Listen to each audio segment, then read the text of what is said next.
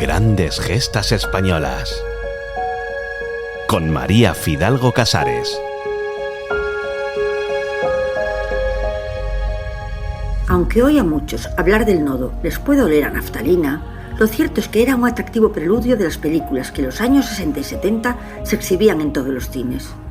Desde las grandes salas de las capitales a los cines de barrio, el nodo era una ventana en la que España contemplaba los logros de sí misma, o al menos los de esa España de la que el régimen estaba orgulloso o consideraba digno de destacar. Y entre noticias de inauguraciones de pantanos, bailes folclóricos multitudinarios, hitos deportivos y anécdotas pintorescas, había una que conmovía de una forma especial a los españoles, la Operación Plus Ultra. Aunque se publicitaba en prensa, radio y televisión, fue en el nodo donde más deslumbraba. Tal vez porque las pantallas cinematográficas de entonces eran inmensas, o por la cadencia de los narradores, que dejaban a un lado la grandilocuencia para adoptar un tono emocional y heroico. Y sumergirnos en las vidas de aquellos niños nos provocaba una mezcla de magnetismo, admiración y sobre todo orgullo. Eran héroes españoles de carne y hueso. Y en aquellos tiempos, aunque sorprenda, en muchos cines era habitual que el público aplaudiera, como en Italia plasma la deliciosa Cinema Paradiso. Y cuando aparecían los niños del Plus Ultra, los aplausos reventaban la sala. Y lógico, porque se lo merecían más que nadie.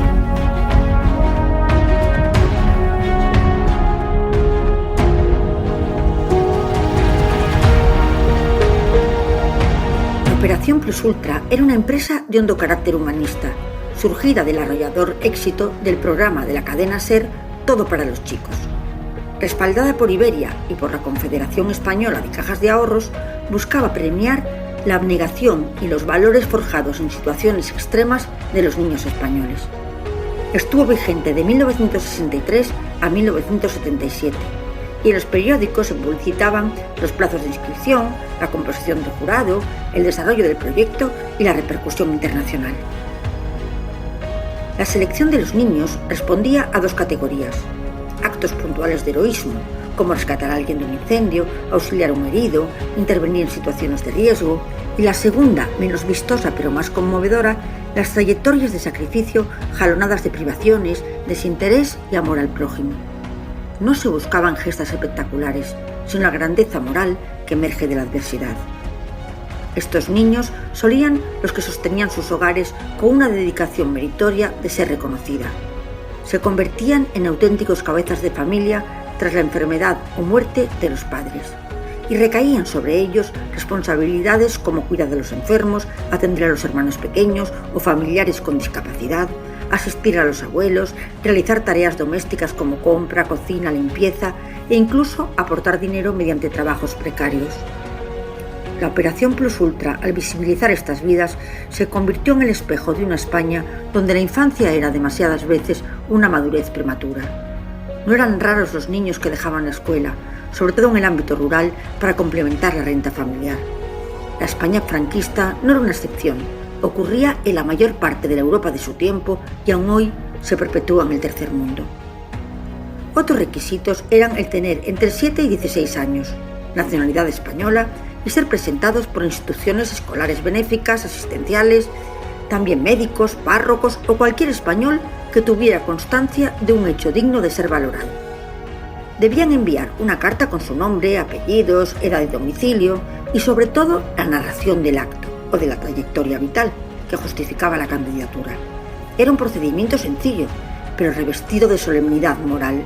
Se trataba de dar testimonio de una vida ejemplar y llegaban centenares de todos los rincones del país y seleccionaban solo 16.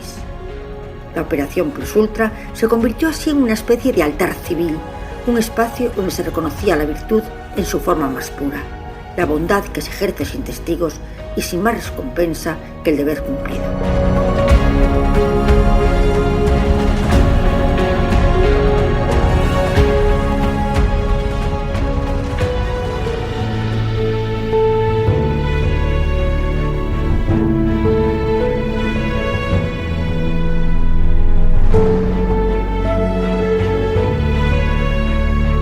Los premiados recibían un equipo completo de vestuario formal, con chaqueta blazer y escudo bordado, y otros equipos más deportivos. Acompañados por representantes de Iberia, de la SER y enfermeras de la Cruz Roja comenzaban un periplo por España y el extranjero, en flamantes jets de Iberia, que para eso era uno de los patrocinadores. Recibidos como príncipes, eran objeto de atenciones y agasajos en todos los sitios que visitaban: ayuntamientos, colegios, emisoras, teatros, aeropuertos, fábricas. Eran aplaudidos por autoridades y multitudes, y cada parada era un homenaje. En 1969, en Murcia, hasta desfilaron en carrozas. Y había dos platos estrella: la visita al jefe del Estado en Meirás o en El Pardo, y sobre todo en el mismísimo Vaticano al sumo pontífice. Y conocieron, entre otros, a los entonces príncipes de España y a sus hijos, la reina Fabiola, o artistas como Julio Iglesias, Camilo VI o los chiripitifláuticos, que para los niños eran mucho más importantes.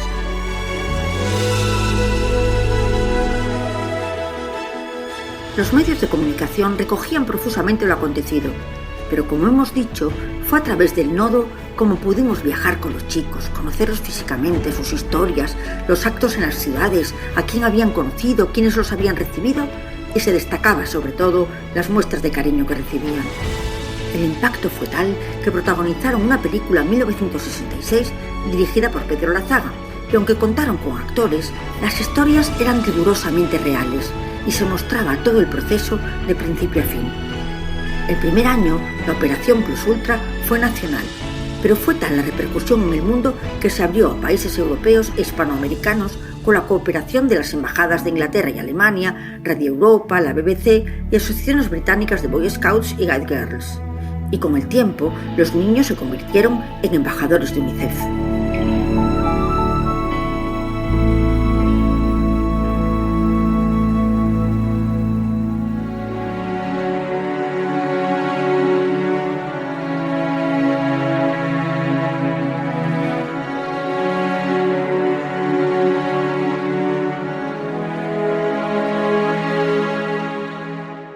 Todos y cada uno merecen ser recordados. Como ejemplos, Miguel Ángel Jerez, un pequeño maño huérfano de madre que sostenía un hogar con un padre invidente, un hermano minusválido y otro de 9 años. Su vida era una jornada interminable de cuidados y responsabilidad, y un vecino fue quien advirtió el heroísmo de aquel muchacho y propuso su nombre y cautivó al público por su humanidad. La prensa lo calificó como un fuera de serie, aunque todos los seleccionados lo eran. Y cuando la Casa Colacao regaló bicicletas a los premiados, Miguelito organizó que las cambiaran por silla de ruedas para unos hermanos discapacitados. Su ciudad lo recibió como un hijo ilustre y él declaró que solo quería estudiar para trabajar en la caja de ahorros y seguir cuidando de los suyos. Como Miguelito, otros niños asumieron el deber como algo existencial. Francisco Lermán Picassent cuidaba de su padre ciego y de un hermano pequeño. Fregaba, lavaba la ropa, cocinaba, iba al mercado y compraba los cupones de su padre en la oficina de la ONCE. Sin poder ir a la escuela, aprendió a leer y a escribir y las 4 reglas. O Julia Pérez en Monzón, que sostenía a su padre y a sus 5 hermanos lavando, cosiendo, cocinando y recogía caracoles para aportar monedas. O Julia Rodríguez Cuerda, en Casas de Lázaro, que atendía sola a su madre parapléjica y ciega, y un día la salvó cuando cayó al fuego. O Delfín Santana, de 12 años, que dirigía un pequeño bazar. Lavaba y vestía a su padre enfermo, estudiaba con excelencia y soñaba con ser médico para aliviar el dolor ajeno. O Sebastián Santiago Chá, en Montaña Alta, que se convirtió en el arriero más joven de la isla cuando su padre se discapacitó y no pudo sostener el oficio. O Caridad Aragón, que con 9 años se hacía cargo de 8 hermanos y de unos padres ciegos.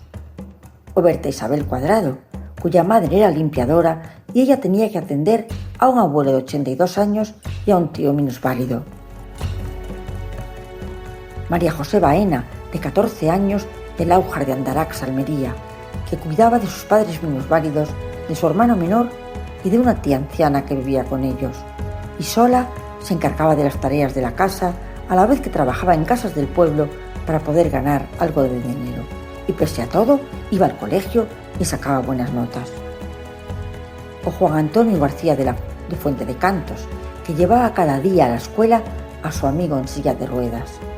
O Rosa María Martínez, que en un centro de huérfanos de León atendía con dedicación y ternura a una compañera con síndrome de Down, u otro adolescente que recorría kilómetros de madrugada para trabajar en una panadería antes de ir a la escuela, porque su salario era el único ingreso familiar.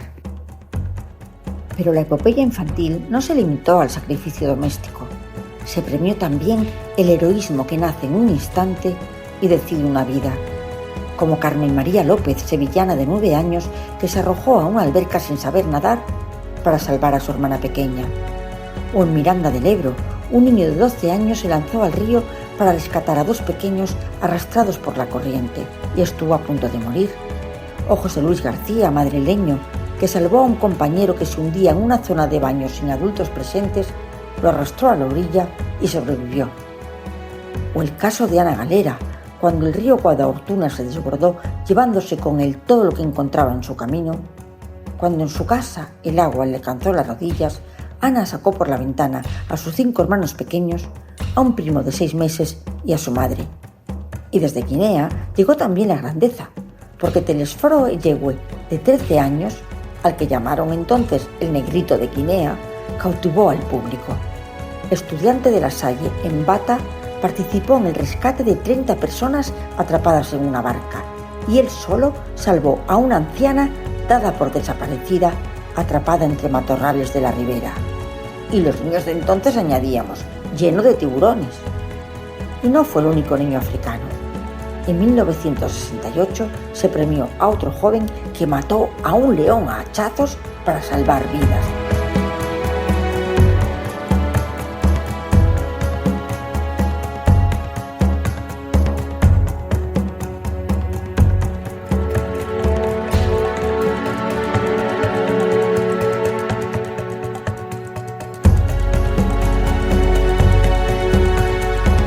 Pero algunos actos rozaron la tragedia.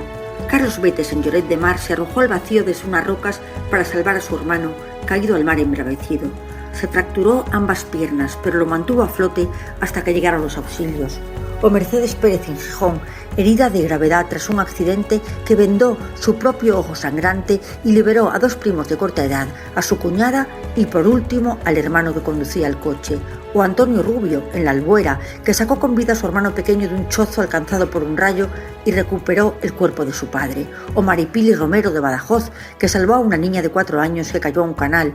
O un muchacho que sacó de un pozo artesiano a un voluminoso notario murciano. Y tantos otros.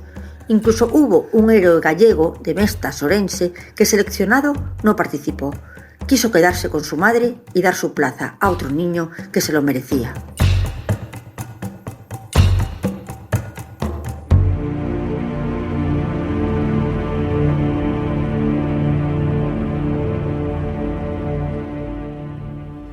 Los niños del Plus Ultra recordaban años después que aquella experiencia había sido la más maravillosa de sus vidas.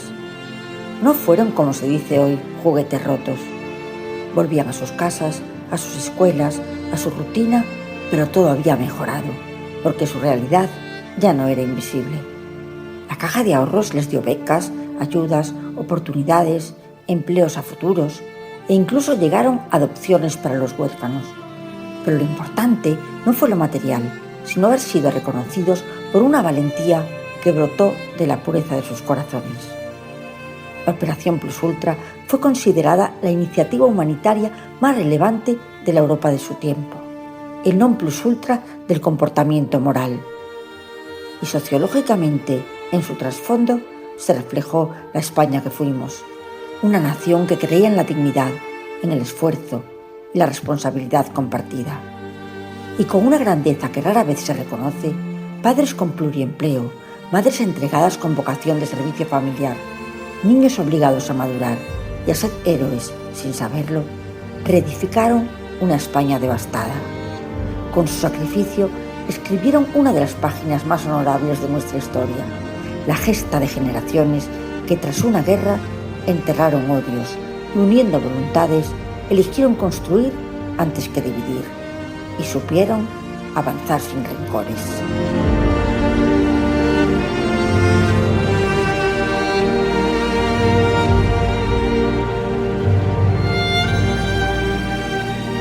Grandes Gestas Españolas.